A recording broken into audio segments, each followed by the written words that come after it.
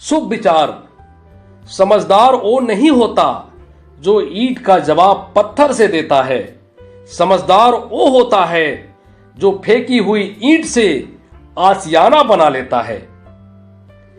मेरे प्यारे विद्यार्थियों, नमस्कार। आज के हिंदी क्लास में महादेवी वर्मा द्वारा रचित कविता मधुर मधुर मेरे दीपक जल पर चर्चा करूंगा। इसके अंतर्गत कवयित्री का जीवन परिचय एवं कविता के प्रत्येक अवतरण का सविस्तार से व्याख्या भी करूंगा। अब आप ध्यान से सुने। कवि का जीवन परिचय। महादेवी वर्मा का जन्म सन 1907 को फर्रुखाबाद उत्तर प्रदेश में हुआ था। इनके पिता गोविंद प्रसाद वर्मा भागलपुर में एक कॉलेज प्राध्यापक थे। माता हेमरानी देवी एक कर्तव्यपरायण एवं धर्मपरायण कर्तव्यनिष्ठ महिला थी। महादेवी वर्मा की प्रारंभिक शिक्षा इंदौर में मिशन स्कूल में तथा आगे की शिक्षा क्रास्थवेट गर्ल्स कॉलेज इलाहाबाद में हुई। क्रास्थवेट कॉलेज में सुभद्रा कुमारी चौहान के संपर्क में इनके साहित्यिक जीवन की शुरुआत हुई।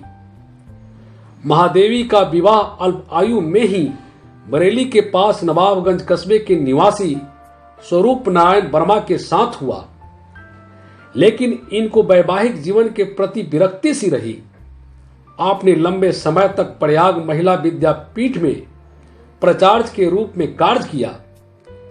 इनका निधन 1987 में इलाहाबाद में हुआ। महादेवी वर्मा छायावादी युग की प्रमुख कवयित्री हैं। इनके काव्य में अंतर्मन की वेदना एवं पीड़ा की अभिव्यक्ति एवं अज्ञात अलौकिक सत्ता के प्रति समर्पण का भाव मिलता है। इस कारण महादेवी वर्मा को आधुनिक युग की मीरा भी कहा जाता है। काव्य लेखन के साथ इन्होंने रेखाचित्र, संस्मरण एवं निबंध आदि गद्य विधाओं में भी सफलता प्राप्त की है। रेखाचित्र एवं संस्मरण विधा को महादेवी जी ने नई ऊंचाई प्रदान की है। इन्होंने संस्मरणों में साधारण से प्राणी एवं पशु पक्षियों को प्रधान चरित्र बनाकर मार्मिक तथा भावात्मक शैली के बल पर इनको असाधारण व्यक्तित्व प्रदान किया है।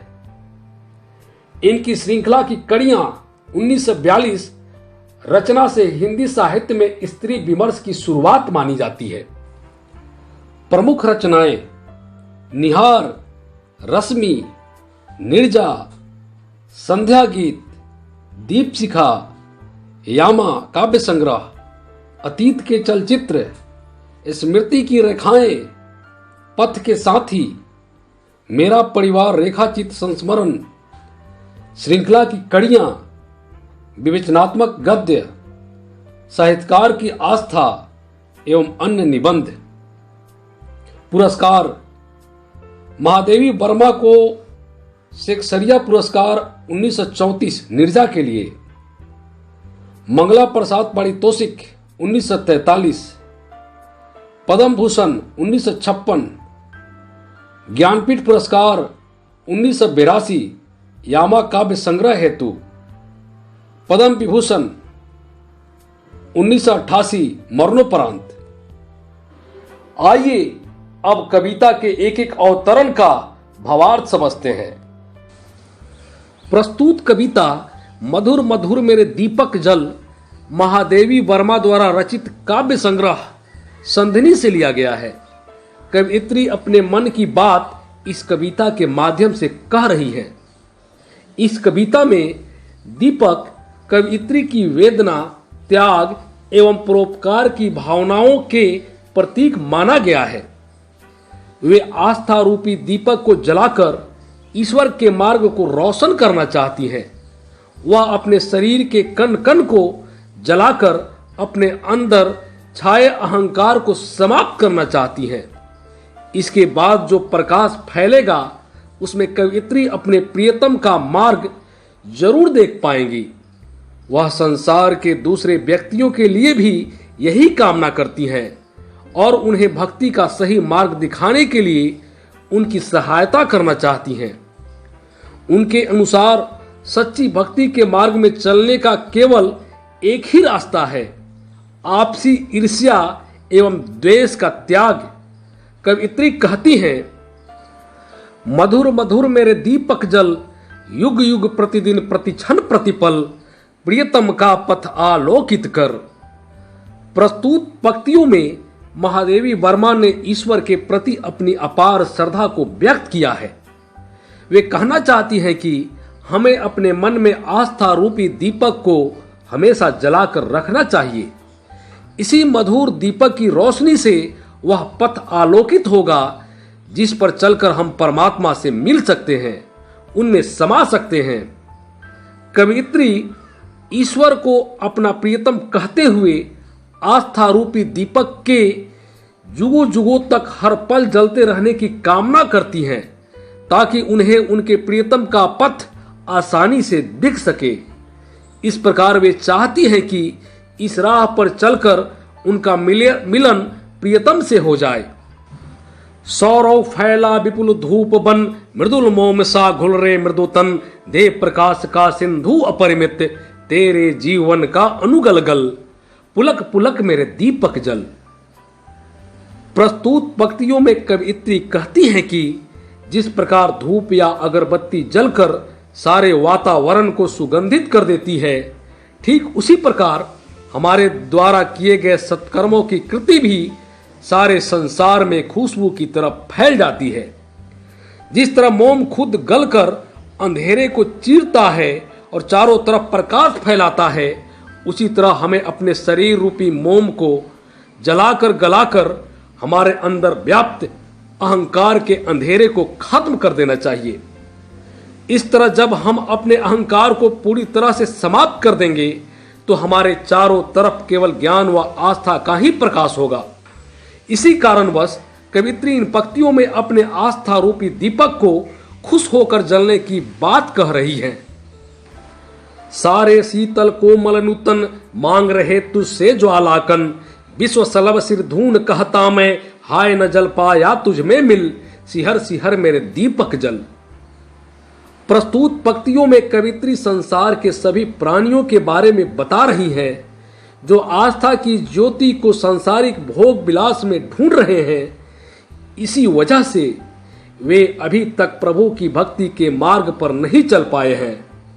पूरा संसार किसी पतंगे की तरह पछता रहा है कि वो आस्था की ज्योति में क्यों नहीं जल पाया, अर्थात उन्होंने अपने अंदर बसे अहंकार का नाश क्यों नहीं किया। अब वे सभी कवियत्री से आस्था की ज्योति का एक एक कण अर्थात प्रभु भक्ति के मार्ग का पता लगाना चाहते हैं। इसलिए कवियत्री दूसरों को प्रकाश देने के लिए अपने आस्था रूपी दीपक को तमाम मुश्किलों के बावजूद सिहर सिहर कर पूरी हिम्मत से जलने की बात कहती हैं। जलते नभ में देख असंख्यक, स्नेहहीन नीत कितने दीपक, जल में सागर का उर्जलता, विद्युत ले घिरता है बादल, विहंस विहंस मेरे दीपक जल। प्रस्तुत पंक्तियों में कवियत्री हमें यह संदेश देती है कि अगर हम अपने अंदर ईर्ष्या द्वेष की ज्वाला जलाकर रखेंगे तो हम कभी किसी को प्रकाश नहीं दे सकते। यानी ऐसे में ना ही हम ईश्वर की भक्ति कर पाएंगे और ना ही हम दूसरों को उनकी भक्ति का मार्ग दिखा पाएंगे। जैसे आकाश में दिखने वाले असंख्य तारे खुद जलने के बाद भी दूसरों की रोशनी नहीं दे पाते हैं, क्योंकि वे प्रेम रूपी तेल के बिना ही जल रहे हैं। जिस प्रकार सागर का जल भाप बनकर ऊपर उठकर बादल बन जाता है, फिर वह बादल ठंडा होकर पानी बरसाता है और धरती को उपजाऊ बनाता है और अपनी बिजली से रात के अंधकार को चीर देता है, उसी प्रकार हमारी आस्था का दीपक हमारे लिए परमात्मा का मार्ग रोशन करेगा और दूसरों को भी भक्ति का मार्ग दिखलाएगा। इसलिए मानवता के कल्याण की शुभेच्छा से कवियत्री प्रसन्नता पूर्वक अपने आस्था रूपी दीपक को प्रेम से जलने के लिए कहती है। ध्रुम के अंग हरित कोमलतम, ज्वाला को करते हृदयंगम, वसुधा के जर अंतर में भी बंदी है तापों की हलचल, बिखर बिखर मेरे दीपक जल। प्रस्तुत पंक्ति में कवयित्री अपने को दीपक संबोधित करते हुए कहती है कि हे मेरे दीपक, तुम धीरे धीरे जलते रहो। जिस प्रकार वृक्षों में भी जो अंग कोमल होते हैं वे भी हंसते हुए जलन को सहन करते हैं। धरती की अचेतन सतहों में ज्वाला की भट्टी धधकती रहती है। यह पूरी सृष्टि दुख एवं वेदना से भारी पड़ी है। अतः तुम्हारा निजी वेदना बोध व्यर्थ है। अपनी वेदना की परवाह न करते हुए तुम जलते रहो। जलना ही जिंदगी है। मेरे निश्वासों से दुर्तर सुभग न तू बुझने का भय कर। मैं अंचल की ओट किए हूं अपने मृदु पलकों में चंचल। सहज सहज मेरे दीपक जल। प्रस्तुत पंक्ति में कवयित्री कहती है कि हे मेरे प्रिय दीपक, तुम हमेशा जलते रहो बिना किसी भय का कि मैं बुझ जाऊंगी। जब तक स्वयं जलकर दूसरों को प्रकाश देने का सामर्थ्य है, जलते रहो। वह मनुष्य को आह्वान करते हुए कहती है कि जब तक जीवन है तब तक केवल और केवल परमार्थ के बारे में ही सोचो। परमार्थ ही जीवन का सच्चा आनंद है। सीमा ही लघुता का बंधन है अनादि, तू मत घड़िया गिन। मैं दीर्घ के अक्षय कोसों से तुझ में भरती हूं आंसू जल। सहज सहज मेरे दीपक जल। प्रस्तुत पंक्ति में कवयित्री कहती है कि हे दीपक, तुम हमेशा जलते रहो और जलकर अंधकार को नष्ट कर दूसरों को प्रकाशित करते रहो। अपने को छोटा कभी मत समझो। कल्याण की भावना मनुष्य को छोटे से बड़ा बना देती है। दूसरों के कल्याण में ही सभी का सुख समाहित है। तुम असीम तेरा प्रकाश चिर, खेलेंगे नौ खेल निरंतर। तम के अनु अनु में विद्युत सा, अमिट चित्त अंकित करता चल। सरल सरल मेरे दीपक जल। प्रस्तुत पंक्ति में कवयित्री महादेवी वर्मा ने प्रकाश और अंधकार की अमरता पर प्रकाश डालते हुए कहा है कि मेरे दीपक, तेरा अमर प्रकाश और अपार अंधेरा दोनों सदैव नए नए खेल खेलते रहेंगे। तुम्हारा अमर प्रकाश सदैव अंधकार को पराजित करता रहेगा। अतः तू अंधकार के कण कण में बिजली जैसा न मिटने वाला चित्र बनता हुआ चलते जा और सजल होकर भी निरंतर जलते जा। आज दुनिया अंधेरे में भटक रही है। अतः दीपक अपने अस्तित्व को मिटाकर भी संसार के अंधेरे को दूर कर दे। दुख से दुग्ध लोगों की पीड़ा दूर करने में अगर व्यक्ति को कष्ट हो तो उसका कष्ट श्रेयस्कर होता है। तू जल जितना होता छय, यह समीप आता छलना में। मधुर मिलन में मिट जाना तू, उसकी उज्जवल स्मित में घुल खिल। मदिर मदिर मेरे दीपक जल, प्रियतम का पथ आलोकित कर। प्रस्तुत पंक्तियों में कवयित्री दीपक को संबोधित करते हुए कहती है कि हे दीपक, तू जल जल कर जितना समाप्त होता जाता है, वह छलना में प्रियतम उतना ही मेरे पास आता जाता है। अतः तुम मेरे प्रियतम की मधुर मुस्कान में घुलकर खिल जा और उसके साथ एक मधुर मिलन में निज को यानी स्वयं को समाप्त कर दे। तुम सदैव मेरे प्रियतम रूपी ईश्वर का पथ आलोकित करता रह।